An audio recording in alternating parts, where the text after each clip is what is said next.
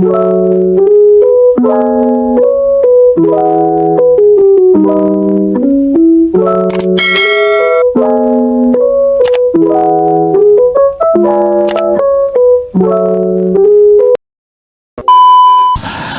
selamat malam. Assalamualaikum warahmatullahi taala wabarakatuh. Ya, dalam kesempatan ini di podcast Ulul Albab di Pondok Pesantren Al-Dzikrah yang diasuh oleh Kiai Haji Insinyur Wahyudi, saya ingin sedikit ingin tahu minat santriwati dan santriwan masuk ke pesantren Al-Dzikrah ini apa pertama yang memotivasi atau karena orang lain, dan bagaimana setelah ada di pesantren ini? Adik ini siapa namanya? Pegang mic-nya, pegang. Namanya siapa? Perkenalkan dulu. Perkenalkan, nama saya Iqbal Julio Pratama. Asal dari Bomo, Kecamatan Blimbing Sari. Sudah berapa lama di pondok ini? Sudah ada 2 minggu kayaknya. Oh, baru 2 minggu. Iya. Terus masuk ke pesantren ini karena orang tua atau karena ingin sekolah atau ingin menggali ilmu di pesantren Al-Dzikrah ini? Jujur. Pertamanya itu sama orang tua itu disuruh sekolah di sekolah tapi tidak mondok. Sudah baru berapa bulan? 2 minggu. Nggih. Iya. Terus ini mbaknya, mbak siapa namanya? Aurel asal dari Kepri, mana itu? dekat-dekat sama Batam gitu. Oh, di luar Jawa ya, jauh sekali nih. Ini kesini terbawa arus atau memang bersama keluarga atau bagaimana itu ceritanya itu? Awalnya itu kan ke Surabaya ikut kakak ngerantau. Terus waktu kemarin tuh lebaranan di sini gitu. Terus sekalian nanya-nanya juga tentang pondok. Jadi ada yang nyaranin katanya di pondok pesantren Al-Dzikrah aja. Nah terus pas kemarin keliling buat lihat-lihat juga ya memenuhi kemauan sendiri. Waduh, ini baru berapa bulan di sini nih sudah? Baru mau masuk sebulan. Baru mau masuk sebulan. Apa yang membuat kamu betah dan kerasan di pesantren Al-Dzikrah? Menurut saya kok kerasan di pesantren tuh aneh juga ya. Kok kamu bisa betah? Apa yang membuat kamu kerasan? Coba ceritakan ini. Kalau kan sedikit cerita mungkin ya. Iya, cerita. Dulu itu pernah kayak nggak sekolah setahun gitu, karena keluarga juga. Itu tuh sepi gitu. Ya, kayak nggak ada teman cerita. Oh, jadi satu yang membuat kamu kerasan karena banyak teman. Ya, karena banyak teman. Terus juga di sini rata-rata ramah semua. Terus ini, selama berapa hari di sini keilmuan yang kamu dapat, apa tambahan ilmu di pesantren dibanding tempat pendidikan yang lain di luar pesantren itu apa? Yang kamu peroleh sekarang ini sudah, oh saya sudah bisa ini, saya bisa ini, coba. Di sini karena baru masuk jadi baru mempelajari nahwu shorof, dan itu pun baru isimnya, baru awal-awalnya gitu. Awal nahwu shorof, baru berapa hari sudah nahwu shorof kamu? Coba dari nahwu shorof itu sekelumit apa yang kamu kuasai? Isim gitu, asal kata gitu. Asal kata. Itu masuk kategori bahasan apa itu? Masih ya, belum oke. Masih belum terlalu. Nah, kamu penasaran ingin menguasai ilmu itu atau hanya sekedar karena terpaksa sudah di pesantren? Awalnya itu terpaksa, cuman karena ngelihat teman-teman yang lain itu kayak udah lebih tinggi dari saya, jadi saya kayak pengen, wah saya juga pengen ngerasain jadi mereka gitu. Wah, luar biasa. Ini yang lebih ini itu. Oke, Kamu ini siapa namanya tadi? Iqbal. Iqbal, ayo Iqbal. Apa yang kamu rasakan, sama enggak? Atau karena kamu terpaksa? Coba cerita. Ya rasanya di pondok pesantren itu sangat berbeda sama di rumah. Nah, ya terus gimana? Ketika di rumah itu merasa sepi dan teman-temannya itu berbeda-beda agama. Ya ini mulai masuk berbeda-beda agama. Kalau di pesantren kan khusus agama Islam. Ya, Apa yang sudah kamu dapat dari berapa hari di pesantren ini? belajar nahu sorof. Nahu sorob. Nahu sorob itu kan ilmu alat untuk membaca kitab karena di pesantren. Ya. Coba saya ingin tahu dari nahu sorob itu sudah dalam bahasan mencapai bahasan yang sampai mana? Maksudnya penguasaan kamu ini? Baru mau selesai isim. Isim itu apa sih? Isim itu kata, benda, nama atau sifat. Bagus. Ini baru berapa hari sudah menguasai satu makna dari kata isim.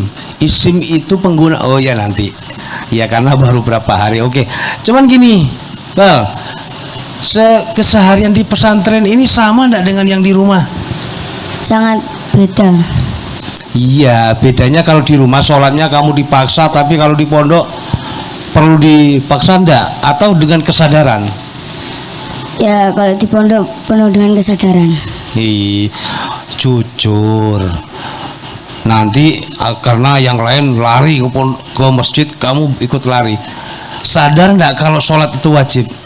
Wajib. Sadar kamu lakukan itu ya? Ya. Luar biasa. Ini kesadaran dini. Ini memang perlu ditularkan nanti kalau kamu sudah sampai 1 tahun. Ini baru berapa hari kamu ini sudah ada nilai tambah dibanding anak-anak yang tidak ada di pesantren. Kamu sekolahnya di lingkungan pesantren atau di luar SMP-nya? SMP apa SMA? SMP. SMP. SMP mana? SMP Kader. Di dalam pesantren. Oh, di dalam pesantren. Berarti luang lingkup kamu masih di dalam pesantren ya? Iya. Coba dari 24 jam, kalau di rumah itu mungkin dari jam 7 sampai siang sekolah. Siangnya main, malamnya mungkin ngaji di musola atau di rumah atau di TPG. Tapi kalau di pesantren, waktu belajar kamu itu terbagi berapa? Sangat kalau di rumah itu ngajinya cuma sebentar. Nah, ya. Kalau di pesantren ngajinya setelah subuh sampai siang. Sampai siang. Terus ini kan ada tutor atau istilahnya orang yang ngajari kamu dari tingkat awal sampai berikutnya. Tutor yang kamu senang itu siapa salah satunya atau ustadz yang disenangi kamu? Yang penyampaiannya enak itu mungkin adalah siapa senior di sini tuh? Namanya siapa? Mbak Silvin. Mbak Silvin. Mana Mbak Silvin? Saya minta sini, Mbak Silvin maju sini. Saya minta yang namanya Mbak Silvin maju ini. Mana mbaknya ini, tutornya ini? Tutornya Iqbal mana ini? Tutornya Iqbal. Saya minta kursi 1 di sini. Saya minta kursi 1 untuk Mbak Silvin ini, tutornya Iqbal ini. Ini santri baru bikin saya penasaran ini, kok baru berapa hari sudah luar biasa ini. Ayo Mbak Silvin, ceritakan bagaimana cara atau metode pengajarannya terhadap Iqbal ini. Coba jelaskan. Baik, sebenarnya saya ini bingung seperti apa untuk menjelaskan kepada adik-adik. Maksudnya bingung yang bagaimana itu? Coba. Bingung soalnya saya ini kan orangnya introvert bisa dibilang. Iya, terus? Cuma saya dididik atau dipaksa bisa jadi untuk menjadi tutor seperti itu. Itu pencapaian luar biasa, berarti kamu berhasil merubah diri kamu. Ayo, mau dijadikan apa Iqbal ini? Kamu sebagai tutornya Apa sama seperti kamu atau melebihi kamu? Ayo. Melebihi saya. Nah, caranya gimana coba? Setiap hari menyampaikan materi ke Iqbal seperti apa?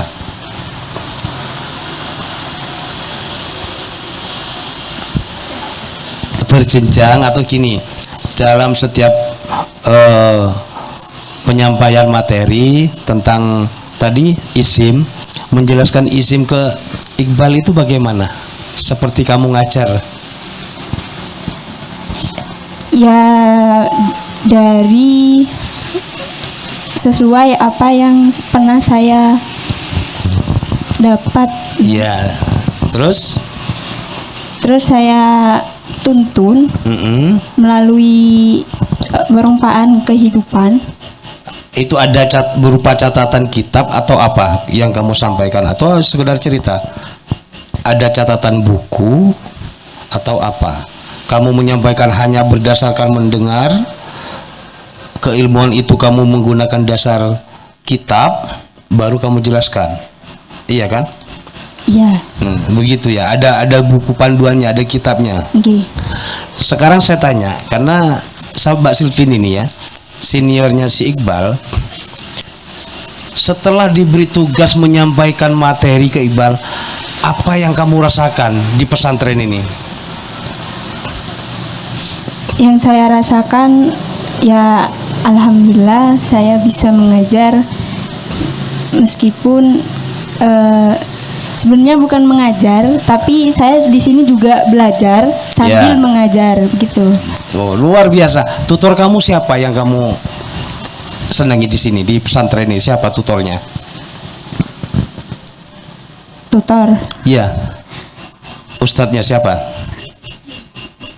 Untuk yang lebih saya pahami itu Mas Kennedy. Mas Kennedy, mana Kennedy? Panggil sini. Kennedy. Ayo Iqbal kembali dulu ke tempat. Sini Kennedy. Ini seniornya ini dedengkotnya ini harus bertanggung jawab ini. Ya gimana Kennedy? Kok bisa berhasil merubah karakter Silvi apa introvert? Apa tadi? Introvert. Iya. Kok bisa punya keberanian menyampaikan sesuatu materi kepada orang lain? Gimana kamu nyetak Silvi ini? Sebenarnya kalau membahas tentang introvert itu bisa dirubah dengan cara dipertemukan dengan sering latihan. Sama halnya seperti ini, saya takut dengan air. Agar supaya bisa berani dengan air, maka dipertemukan dengan air. Maka seperti pisau itu diasah, terus diasah. Seseorang yang introvert seperti Silvin seperti ini, maka harus sering diberikan kesempatan untuk presentasi. Seperti itu. Contohnya ketika membahas suatu gini, atau yang setingkat dengan Silvi siapa? Yang ketika kamu menyampaikan sesuatu yang satu grup dengan Silvi, ada siapa? Siapa teman kamu yang kalau menerima materi dari Kennedy, siapa namanya? Teman kamu? Naila. Naila, mana Naila? Sini Naila. Kamu tetap di sini. Kamu kembali dulu. Mana Naila? Sini. Saya ingin tahu perbandingannya dari satu orang menyampaikan materi dari dua karakter yang berbeda. Mana Naila? Sini. Ayo, Naila ini introvert atau gimana? Ayo gini diceritakan lagi. Yang saya tutori itu memiliki berbeda-beda karakter. Sama halnya dengan Silvin dan Naila. Ini memiliki latar belakang sifat yang berbeda. Kalau yang Silvin memang pada dasarnya dia jarang bergaul dan lebih sedikit untuk berbicara. Nah, sedangkan yang Naila memang memiliki latar belakang dia memiliki sosial yang baik, sering berinteraksi dengan sesama temannya. Jadi bagaimana cara kita mempertemukan dengan dua sikap yang berbeda tapi saling melengkapi satu sama lain, seperti itu. Jadi metode yang kamu sampaikan sama, tapi bisa menghasilkan dua karakter yang berbeda. Bukan menghasilkan, tapi dari latar belakang yang berbeda. Bagaimana ketika Naila bisa berbicara, Iya. lalu Sylvin nggak bisa berbicara. Bagaimana cara kita menjadikan Naila sebagai motivasi kepada Sylvin bahwa Naila saja bisa, kenapa Sylvin tidak bisa, seperti itu. Coba contohnya apa? Ayo, ini Naila, apa contoh yang sebelumnya kamu kuasai yang Sylvin tidak kuasai? Sebenarnya kalau misal menurut pemahaman mungkin sama kita, cuma lebih kepada skill berbicara. Saya sama Sylvin satu tingkatan, sama juga sama-sama masuknya, sama tutor dengan Mas Kennedy. Pembelajaran yang kita dapat juga sama, otomatis pemahaman juga sama. Jadi tidak ada yang membedakan hanya skill berbicara. Hanya skill, berarti kemampuan pribadi. Tapi menurut penilaian Kennedy sebagai tutor dari kedua orang yang kamu didik ini, bagaimana penilaian kedua orang ini, Sylvin sama Naila ini, menurut kamu tingkat keberhasilan yang tercepat dari kedua orang ini, yang dari dua karakter yang berbeda? Sebelum membahas lebih jauh, keberhasilan ini diukur dari mana yang terlebih dahulu? Materi, seandainya gini, kamu sekarang lagi menyampaikan materi tentang tauhid atau tentang balaghah. Dari balaghah itu membahas satu materi, satu kali penyampaian, dan keduanya sama-sama atau salah satunya kurang begitu menguasai dan Naila lebih menguasai, atau bagaimana? Coba. Kalau masalah memahami dalam teori yang telah diajarkan, yang pasti sama-sama paham, tidak ada perbandingan. Cuman yang membedakan ketika materi itu telah disampaikan, yang Naila ini mampu menguasai betul terhadap apa yang telah dipelajari. Jadi ketika dia telah diajari sesuatu, bagaimana dia langsung mempraktekkan ilmu yang telah ia pelajari dengan cara dia belajar lalu dia mengajarkan. Nah, ini saya lebih penasaran lagi, semakin tertarik, saya semakin tertantang. Coba, saya butuh satu materi yang kamu sampaikan dan keduanya sama-sama menguasai dan sekarang dibuktikan, dipraktekkan.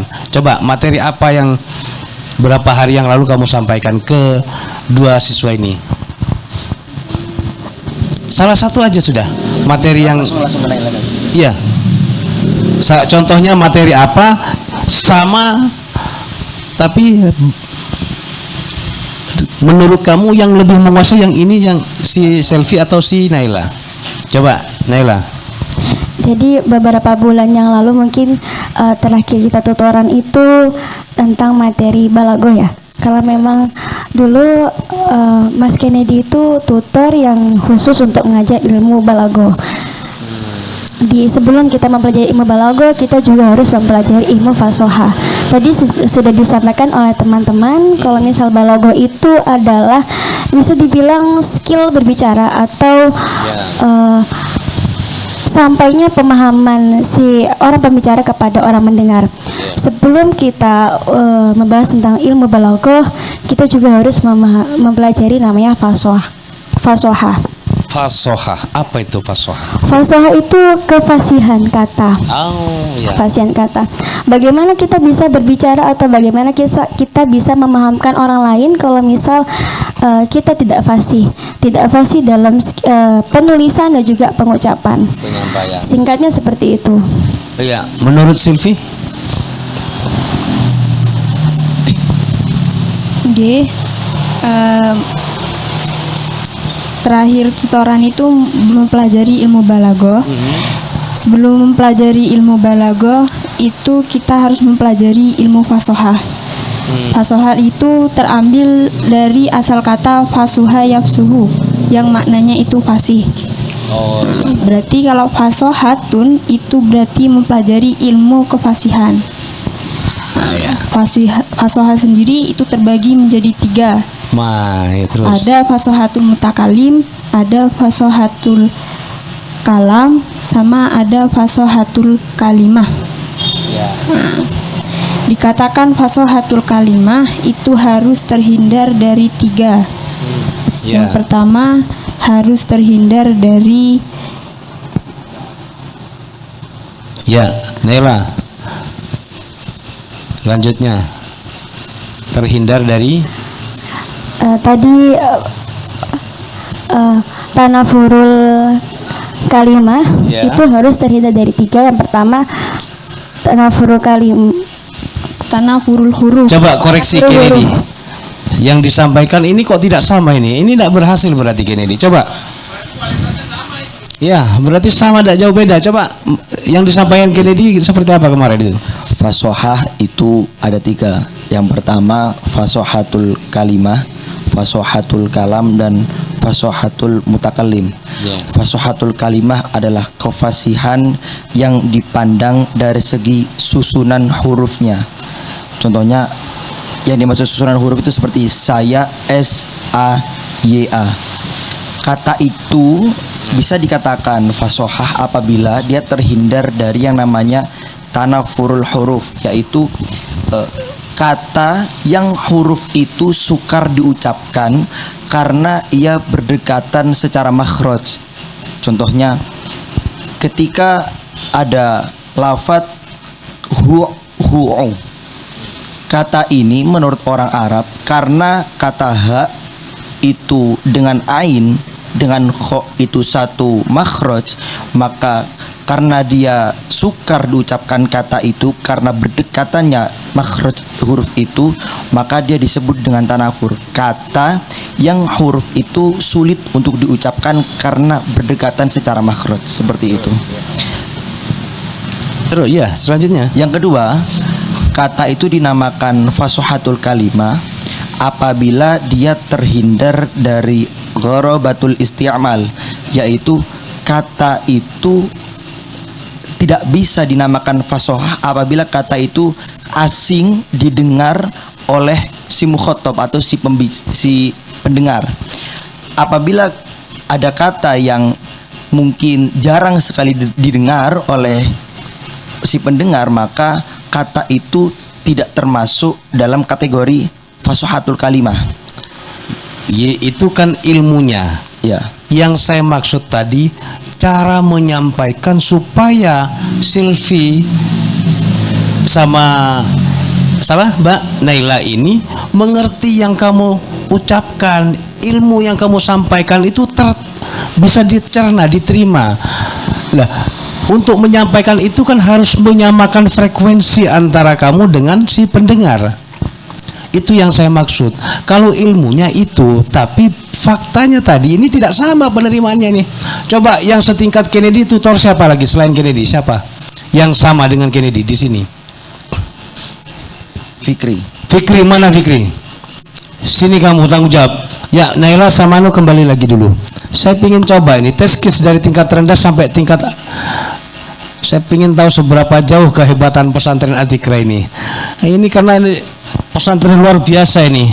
Kita harus bantai ini keilmuannya. Oke, ya Fikri gimana? Tadi membahas tentang Fasohah. fasohah itu masuk bagian materi apa itu? Kalam atau apa itu? Sebelum membahas tentang balago. Sebelum balaghah. Coba sepengetahuan Fikri apa? Ya, terima kasih. Sebenarnya fasohah ini termasuk cabang dari ilmu lughah yang dirumuskan dalam skematika yang dibuat oleh Pondok Pesantren Adikra. Yaitu ada 4. Ilmu lughah itu ada 4. Yang pertama ada balaghah, yang kedua fasohah, nahwu, dan shorof. Nah, dalam fasohah ini membahas tentang kefasihan suatu kata atau pengucapan yang terhindar dari sukarnya didengar oleh seorang mustami. Ya, terus. Maka fasohah ini terbagi menjadi 3. Ada fasohatul kalimah, ada fasohatul kalam, dan juga ada fasohatul mutakalim. Ya. Dikatakan fasohatul kalimah yang telah dijelaskan tadi itu terhindar dari 3. Yang pertama adalah tanafuril huruf, yaitu berdekatannya makhraj sehingga si pendengar itu asing. Ya. Nah, misalkan seperti lafadz hu. karena ada berdekatan makhraj yang satu kata yang berisi huruf tersebut, hurufnya itu berdekatan makhrajnya, maka dia tidak dikatakan fasoha. Kemudian yang kedua itu adalah ghorobatul istimal. Apa itu? Ghorobatul istimal itu adalah asingnya penggunaan. Ada dalam segi lafadz, ada juga dalam segi makna. Kalau dalam segi lafadz, ghorobatul istimal itu misalkan seperti lafadz yang maknanya itu adalah kumpul. Yang sering digunakan makna kumpul itu adalah jamaah, yaitu ijtama'tum. Tetapi dalam syair ada yang mengatakan bahwasanya makna kumpul itu dilafatkan seperti lafadz takakaktum. Nah, itu asing, tidak mudah kita fahami, sehingga dia dikatakan ghorobatul istimal. Kemudian asingnya dalam segi makna seperti lafadz ainun. Ainun itu memiliki banyak makna, yang makna tersebut tidak ada kata yang menyebabkan makna itu khusus. Ainun itu bisa dimaknai sumber. Ainun itu bisa dimaknai mata air. Nah, seperti itu. Karena tidak ada tanda, sehingga ia itu asing dalam segi makna. Coba ini Mungkin tingkat keberhasilan kamu menyampaikan materi itu, siapa siswa yang menurut kamu bisa menjelaskan? Panggil siapa? Salah satu aja. Saya sudah ndak fan balago, tapi saya sekarang mempelajari fan fikih. Oh, sudah Sekarang, materi fikih. Ya, materi fikih. fikih. Salah satu siswa kamu siapa? Panggil salah satu aja, sebut. Terserah siapa saja. Ryan bisa. Ryan. Coba panggil. Materi terakhir yang kamu sampaikan kepada siswa kamu seperti apa? Ya. Mana panggil? Ryan atau Rama.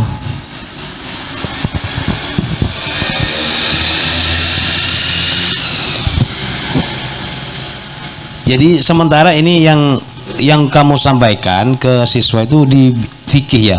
Ya. Untuk saat ini si Kennedy masih di Belauha ya. Ya. Oh, Belauha. Coba Ryan, kamu jelaskan apa yang terakhir kali kamu dengarkan atau materi atau pelajaran yang kamu terima dari Mas Fikri. Assalamualaikum warahmatullahi wabarakatuh. Waalaikumsalam warahmatullahi wabarakatuh. Alhamdulillahirabbil alamin, assalatu wassalamu ala asyrafil anbiya'i wal mursalin sayyidina Muhammadin wa ala alihi wa sahbihi ajma'in. Amma ba'd. Jadi terakhir kali Mas Fikri menjelaskan ke saya sebelum perputaran tutor, kan sistemnya dari ABI itu perputaran tutor, berubah-ubah tutornya. Oh, tutornya bergiliran. Untuk bidang fikih lain tutornya, untuk balaghah lain lagi gitu ya. Nah, kamu sekarang tutornya si Fikri tentang materinya Fikih. fikih, mempelajari tentang Fikih. fikih. Terus terakhir kemarin yang kamu terima fikih, materi sudah di bagian apa itu fikihnya? Masih mabadi. Apa itu mabadi? Mabadi itu jamak dari kata al-mabda'u yang bermakna awalan. Jadi ketika jamak itu menyimpan makna beberapa. Jadi beberapa awalan-awalan ilmu fikih. Awalan ilmu fikih. Jadi itu yang membuka beberapa apa untuk mengetahui fikih, bagian-bagian itu dulu yang kamu pelajari. Salah satunya apa itu? Salah satunya itu hadduhu, batasan. Ya, terus. Atau bisa disebut juga dengan ta'rif, definisi. Ya, terus. Ada dua secara definisi itu, ada secara lughah dan syara'. Secara lughah itu al-ilmu wal fahmu, ilmu dan pemahaman. Terus. Secara syara' itu al-ilmu bil ahkami syar'iyyati al-amaliyati al-muktasabu min adillatiha at-tafsiliyati, yaitu ilmu yang berkaitan dengan hukum-hukum syariat yang yang berkaitan juga dengan al-amaliyah, yang mana hukum-hukum tersebut diambil dari dalil-dalil ijmali yang bersifat universal.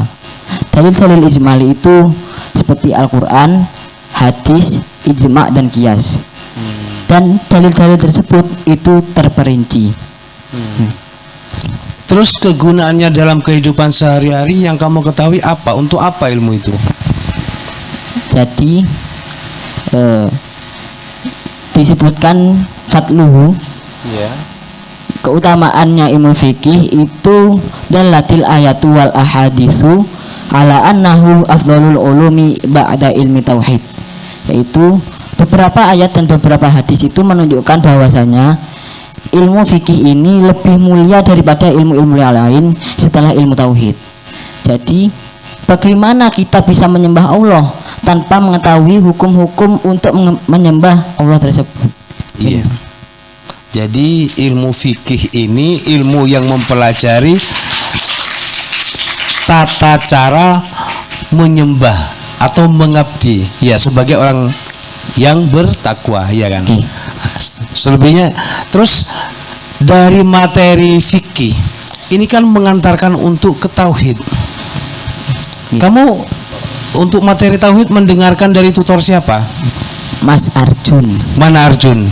Arjun, sini kamu Arjun. Harus tanggung jawab ini Arjun. Kennedy kembali dulu. Nanti mana Arjun? Sini. Ayo. Pak, pegang mic-nya Arjun. Tauhid yang sudah kamu sampaikan ke siapa? Ryan ini sudah sejauh mana? Assalamualaikum warahmatullahi wabarakatuh. Waalaikumsalam warahmatullahi wabarakatuh. Alhamdulillah wa sallallahu ala sayyidina Muhammad amma ba'da.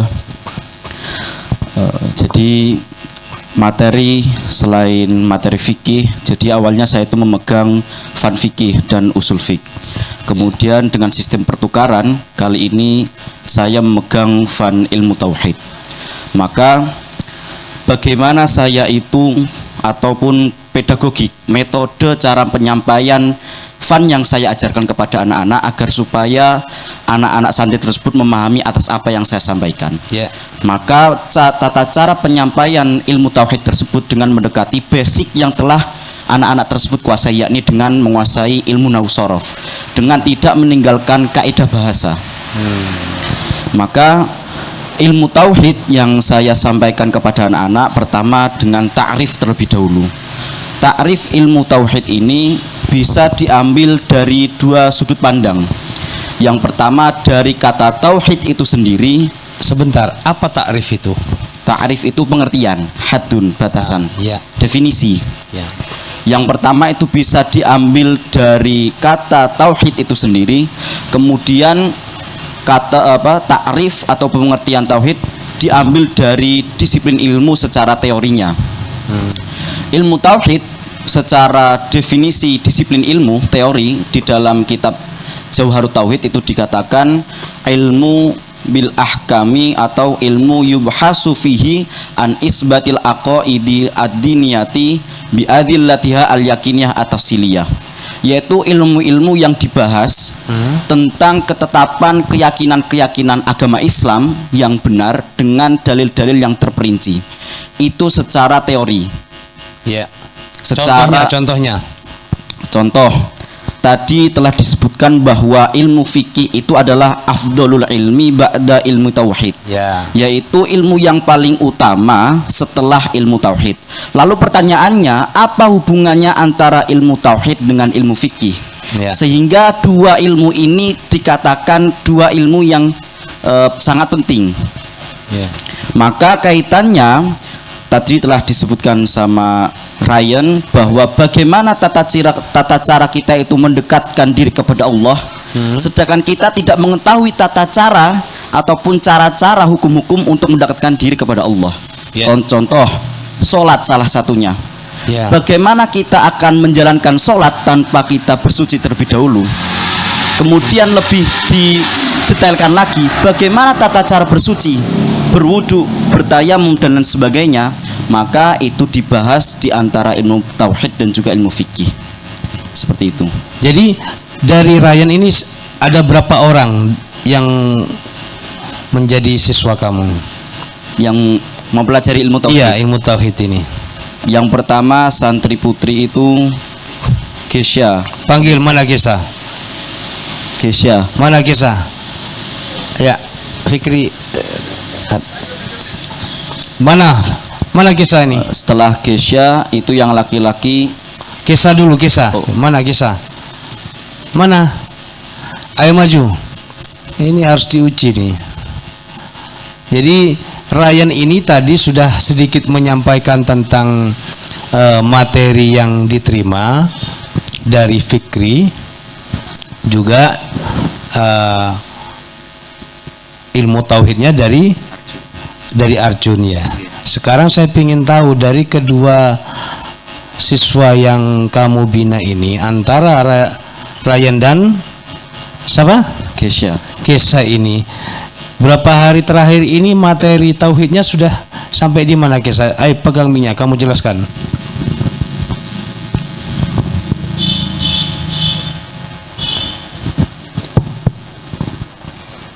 Masih sampai mabadi. Mabadi. Apa itu mabadi?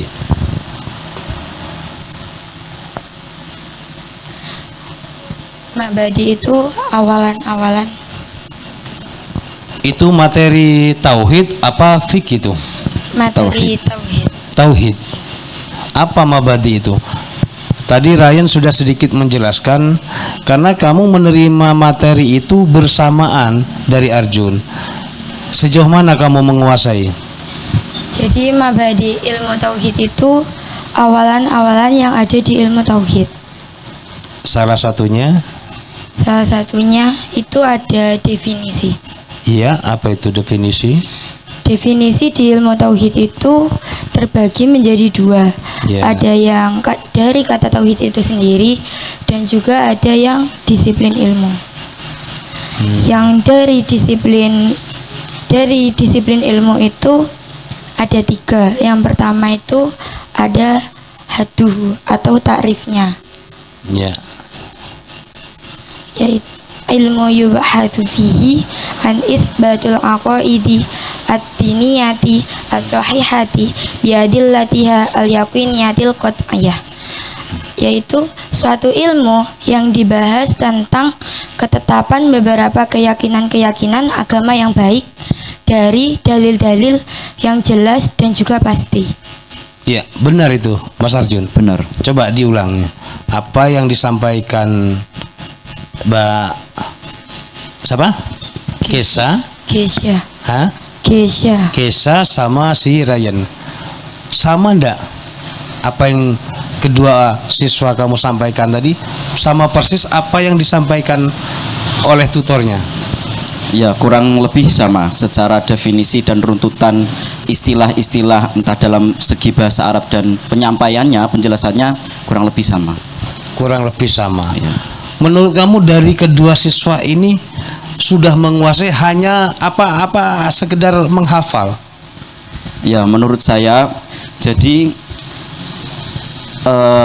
tolok ukur saya dalam mengajarkan santri itu pertama, bahwa perlu diketahui mindsetnya itu dalam mempelajari fan apa saja, ilmu fikih, usul fikih, ilmu tauhid yang diajarkan oleh tutor yang lain, itu jangan sampai meninggalkan kaedah-kaedah bahasa.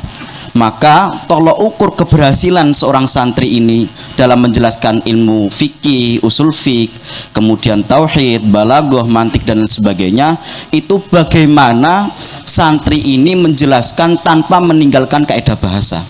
Jadi meskipun anak santri ini nggak apa-apa nggak paham, nggak apa-apa nggak mengerti, asalkan dalam menjelaskan itu pernah mendengarkan istilah-istilah yang telah diajarkan oleh para tutornya. Seperti itu.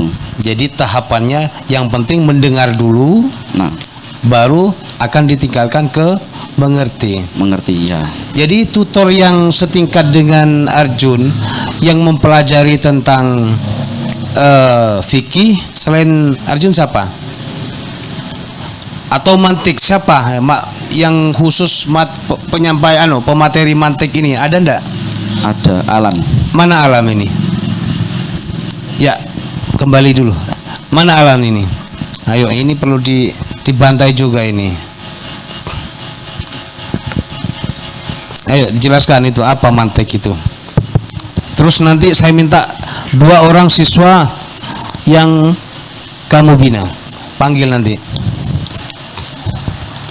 Selama saya mengajarkan ilmu mantik, itu dimulai sama seperti tutor yang lain, untuk lebih mudah memahamkan cara berpikir yang saya ajar. Itu dimulai dengan makna akar kata. Mantik itu dari nun, to dan kof, itu mempunyai makna berbicara. Tapi secara umum mantik itu adalah ilmu yang mempelajari tentang logika. Nah, antara makna akar dengan mana istilah yang kita ketahui secara umum itu berbeda. Nah, cara menjelaskan kepada anak yang saya ajar, dari makna lugo itu, dari makna akar kata yang mempunyai makna berbicara, itu dikembangkan sampai kepada pemahaman apa yang dimaksud di dalam makna istilah tersebut. Dari makna berbicara, seseorang yang berbicara itu adalah seseorang yang asalnya sudah berpikir. Karena orang yang berpikir itu orang yang melihat sesuatu yang kemudian dia pikirkan, melahirkan yang namanya nataijul fikri. Nataijul fikri itu adalah karya, buah-buah dari pemikiran. Setelah kita berpikir, baik itu sifatnya subjektif ataupun objektif, kemudian kita sampaikan melalui hasil dari pemikiran kita. Makanya ilmu mantik itu menekankan kepada cara berpikir seorang manusia, kemudian disampaikan kepada si pendengar. Logika. Ya, ilmu tentang logika berarti mantik. Cara berlogika. Nah, dari pemahaman mantik yang kamu kuasai, terus kamu sampaikan ke siswa. Seberapa jauh siswa ini mampu menerima apa yang kamu sampaikan? Saya minta bukti salah satu siswa kamu panggil, sebut namanya sudah. Salah satunya siswa itu adalah Rafki. Mana Raffi? Panggil ke depan. Mana Raffi? Masuk. Raffi. Ini sebelum lanjut ke Rafki, jadi sistem metode pembelajaran yang saya terapkan kepada yang saya ajarkan ini, itu melalui kepada analogi. Jadi definisi kemudian analogi. Karena seseorang yang saya ajar itu tidak langsung mendapat paham dari definisinya saja. Harus dianalogikan. Nah, harus dianalogikan. Betul. Setiap ilmu yang saya ajarkan pasti saya analogikan. Contohnya apa? Kamu jelaskan. Sebagai siswa dari alam. Dari objek kajian ilmu mantik, yaitu yang pertama tentang tasawur. Tasawur itu secara bahasa diambil dari akar kata tasawwaro ya tasawwaru tasawuron yang bermakna gambaran. Maka tasawur itu secara istilah itu pengetahuan atau gambaran kita terhadap sesuatu yang tidak disertai dengan penghukuman. Contohnya kata buku. Jika kata buku itu tidak ada penghukuman, maka kata buku itu disebut tasawur, yaitu gambaran yang tidak ada penghukuman.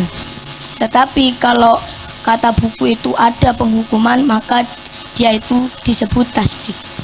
Disebut tasdik. Tasdik. Terus siswa yang setingkat kamu siapa?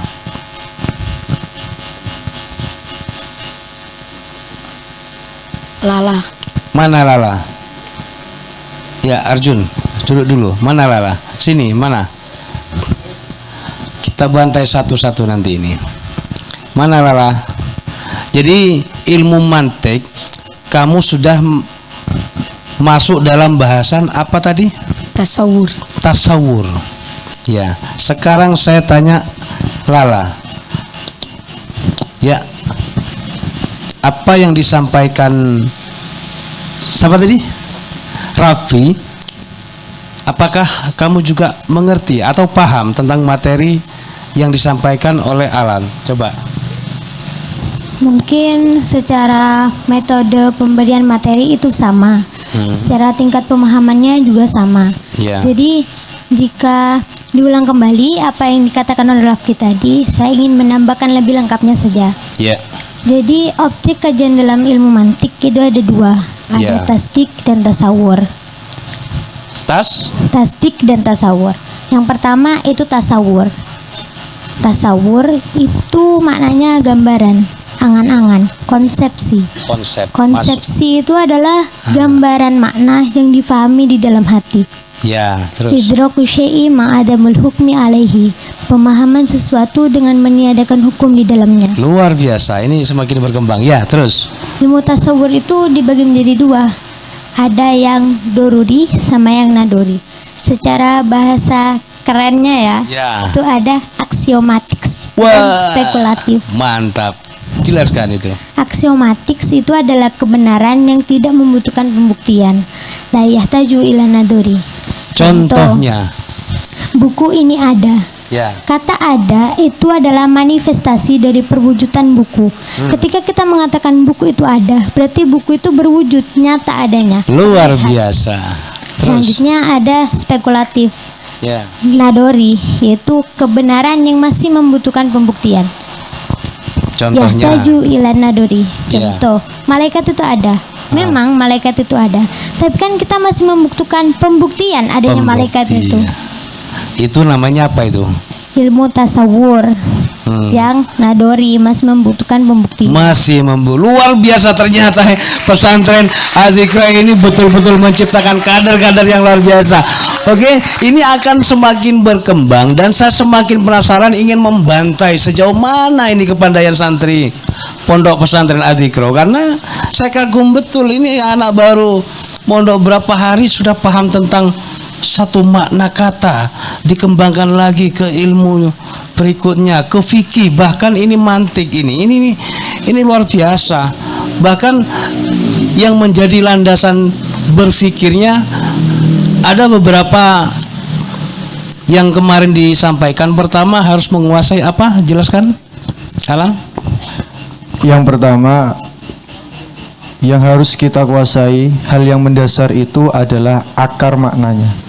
Terus yang kedua itu adalah sejarah di balik akar makna.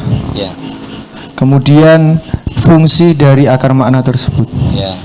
Nah, dari disiplin ilmu tersebut, metode pembelajaran di Adzikra itu terbagi menjadi 5 disiplin ilmu.